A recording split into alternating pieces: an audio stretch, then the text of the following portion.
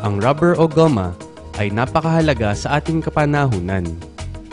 Ito ay isa sa mga pangunahing materyales na indispensable o hindi pwedeng tanggalin sa modernong daigdig. Napakaraming produkto ang gawa sa rubber, mula sa mga kagamitan sa opisina,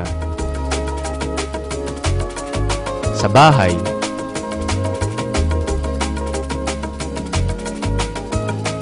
sa paglalaro,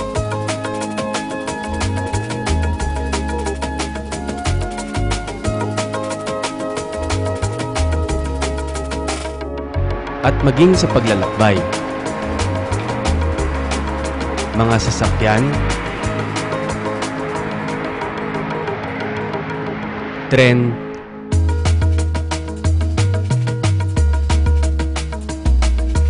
at eroplano, lahat ay ginagamitan ng goma para sa kaginhawahan ng mga pasahero.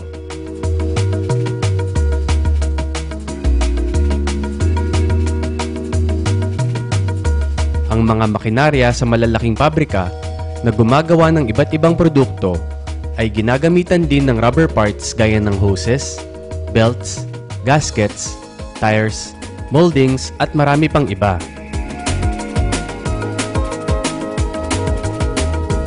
Ngunit alam ba ninyo kung saan nagmumula ang goma? Ito ay inaani o kinakarit mula sa puno na ang scientific name ay Hevea brasiliensis.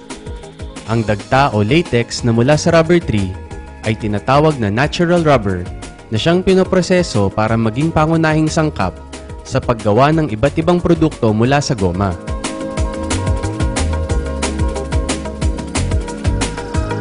Ito rin ang pinagmumulan ng hanapbuhay ng maraming tao sa iba't ibang dako ng mundo, kaya ang rubber ay maituturing na katas ng kabuhayan.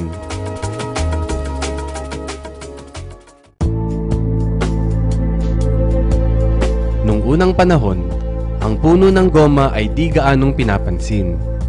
Ngunit nang madiskubre ni Charles Goodyear ang paggawa ng vulcanized rubber o ang vulcanization process, ang industriya ng goma ay biglang umusbong. Ang mga katangian kagaya ng elasticity,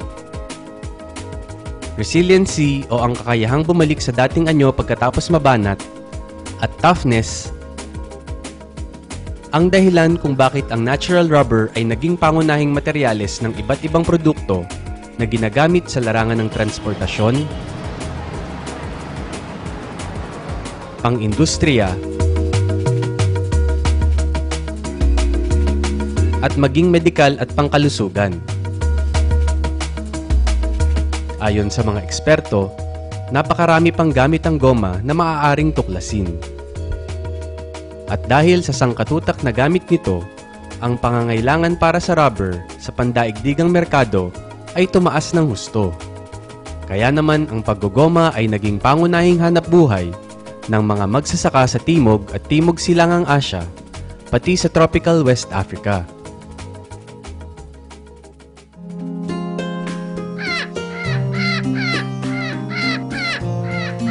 Bukod sa ito ay maraming silbi at magandang pangkabuhayan, ang rubber tree din ay kapaki-pakinabang sa pangangalaga ng kapaligiran.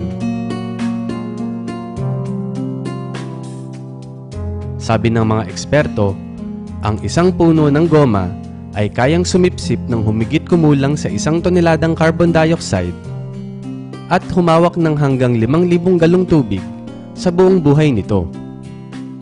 Kaya ang pagtatanim ng rubber trees ay nakakatulong para mabawasan ang patuloy na pagtaas ng carbon dioxide dahil sa mabilis na modernisasyon ng mundo.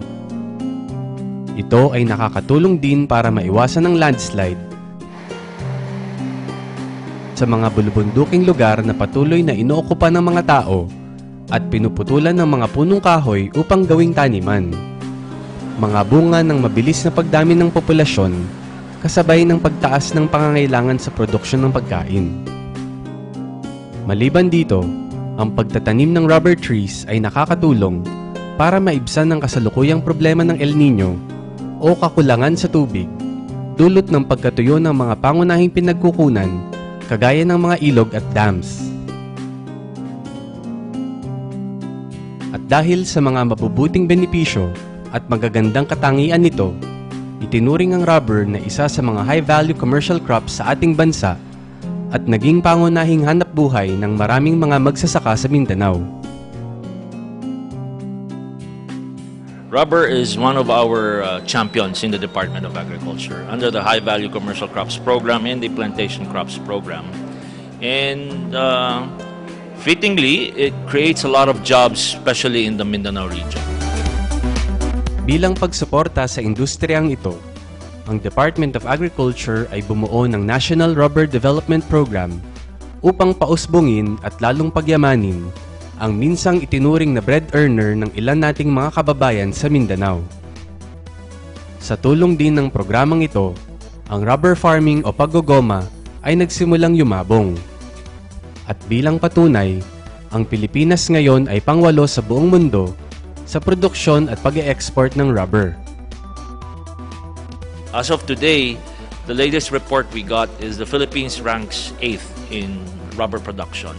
But of course, we would like to be at the forefront together with Malaysia, Thailand, and Indonesia, our ASEAN neighbors. And through this RD&E program, we hope to do and achieve that particular goal of being at the forefront maybe in the next decade. Mula sa kasalukuyang 120,000 ektarya na tinatamnan ng rubber trees, layunin ng Department of Agriculture na pataasin nito hanggang 300,000 ektarya. Kasunod sa pagtupad ng planong palakihin ang kabuuang halaga ng export na abot sa mahigit na $960 milyong sa taong 2020. Upang mapanatiling mataas ang kita ng mga magsasaka at matugunan ang mga kasalukuyang hamon sa industriya ng goma, itinalaga ang Bureau of Agricultural Research na pangunahan ang Research, Development and Extension Agenda ng National Rubber Development Program ng Department of Agriculture. Research and development is very important. We have to come up with new technologies and should be disseminated very quickly to our stakeholders to improve productivity, both in production, in post-harvest, and distribution, and of course, market access. Sa pangunguna din ng BAR, ginanap ang Second National Review and Consultation Conference for Rubber RDE noong April 13 to 15, 2010 na dinaluhan ng iba't ibang stakeholders ng industriya. Ginawa ang nasabing conference para matalakay ang mga kasalukuyang problema at issue sa industriya ng goma, matuto sa mga karanasan ng mga rubber experts mula sa iba't ibang bahagi ng bansa, at mapagplanuhan ang susunod na mga hakbangin ukol sa commercialization ng rubber production sa bansa. So far, we have 17 ongoing projects that are funded by the DA-BAR, and these are implemented by the regional research centers and universities. Among the universities are the University of Southern Mindanao, the University of the Philippines at Los Baños, the Don Mariano Marcos Memorial State University, the Southern Luzon State University in Lucbang, Quezon, and the Southern Leyte State University in Hinunangan, Southern Leyte. Layunin ng programang ito na paunlarin ang industriya ng paggogoma upang matulungan ng ating mga maliliit na magsasaka sa mga kanayunan at kabundukan, hindi lamang para sila ay umasenso, kundi para sila ay maging ganap na kasangga sa pag-iingat at pangangalaga ng ating inang kalikasan.